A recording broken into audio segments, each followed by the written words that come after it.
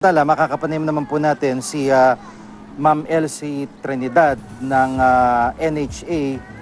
Ma'am, magandang hapon po sa inyo. Magandang hapon po. Hello. Apo, dito po sa pakikipag-usap niyo sa Kadamay, ano po? Yes, ma'am. Dito po sa pakikipag-usap niyo sa Kadamay at ngayon po sa panayam namin ay binabanggit ho nila na talagang wala silang balak umalis. So, ano po ang plano niyo nung nakikita niyong solusyon dito sa kumbagay standoff na ito po? Okay. Napansin naman ninyo, Mr. Jiggy, right, na ang Apo, NHA yes, mula po noong inokupahan nila po ng walang pahintulot yung mga units na yon na sinasaklaw ng dalawang programa. Yung programa para sa mabababang sweldo na uniformed personnel at para sa programa sa mga informal settlers from danger areas. So, naging mahinahon, dinaan ho natin sa kanila pakikipag-usap, dialogo, negosasyon para sa peaceful po na paglikas. Bakit po ganoon ang, kasi ang NHA po ay sinusunod naman niya yung itinatakda ng batas kung may biglaang ganong mga pangyayari. Ano po? So since March 8, ito po yung mode ng aming pakikipag-ugnayan sa kanila. So may mga tanong din po sa amin at narinig na rin ho namin ang kanilang paninindigan na mananatili doon. Nakikiusap po kami na isaalang-alang din yung karapatan din ng mga nakatakdang ilikas doon. Ito yung mga housing program para sa mga danger areas, families, ano po. Ilabas po natin na lang yung usapan sa mga kawal, ano po, sa mga low salaried personnel kasi usapin po ng AFP-PNP Housing Board. At sa katunayan nga po, may ibang fully paid na daw po doon sa mga houses na awarded sa mga uniformed personnel. Doon naman po sa mga nasa danger areas, malinaw po sa pondo na pinaglaanan dito ay para sa danger areas. So may mga oversight offices din po na kung saan exclusively defined yung paglalaanan niyan ay dapat sila rin. Kasi equally deserving din po sila. Kanya lang may salita kasi na prioridad. Kung unli po ang budget natin para sa pabahay, wala pong problema. Wala po tayong problema sa supply. Napakalaki talaga ang demand sa housing. So talagang hanggang sa susunod na araw, meron na pong parang paninindigan ng ating Pangulo na sana naman we follow the rule of law. So ang utos lang po sa amin ng aming General Manager ngayon is nandun na tayo sa legal mode.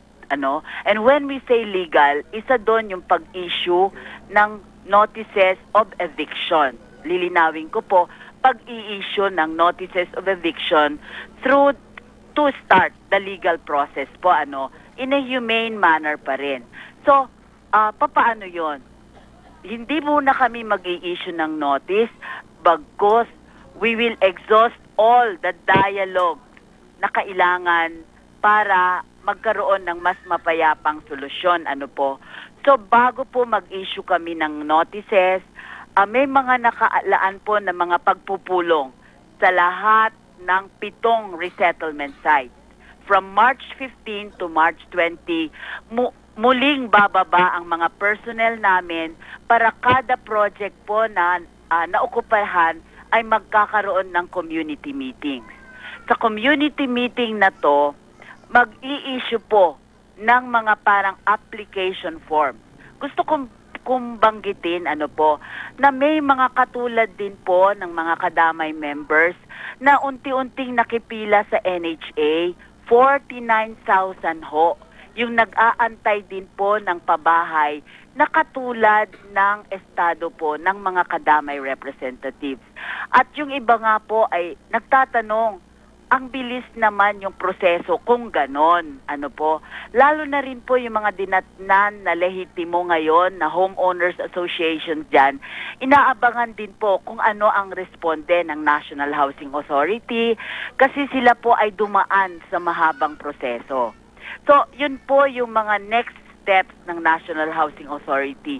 Muli, makikipagdialogo kami from March 15 to 20, may schedule na po kada project, at mag-i-issue din po kami ng mga housing information forms kung ano po yung ibinibigay namin sa mga libo-libo rin pong pumila sa National Housing Authority.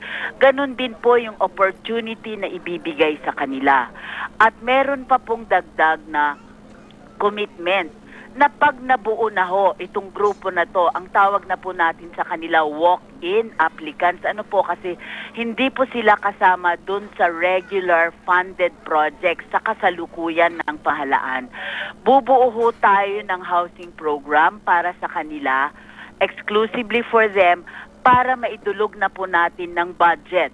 At in the next year, maari na pong umpisahan yung pabahay para sa mga walk-in applicants na ito, na yun ang i-offer po natin sa mga kadamay representatives.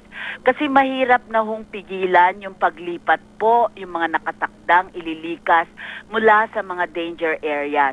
Gusto po nating samantalahin itong school break ng paglilipat, ano po, kung saan yung mga pag-aaral ng mga bata hindi naman masyadong madidisrupt. So, nakahanda na po yung mga pamilya na ililikas doon po sa naokupahan. So kahit po tayo, sinasabi kong nasa legal mode na po tayo ng pag-implementa po, sisikapin pa rin ho naming mag-reach out by conducting yung mga dialogo po from March 15 to March 20. Hello? Opo. Maraming salamat po sa pagkakataon at mga paliwanag, Ma'am Elsie Trinidad, tagapagsalita ng NHA.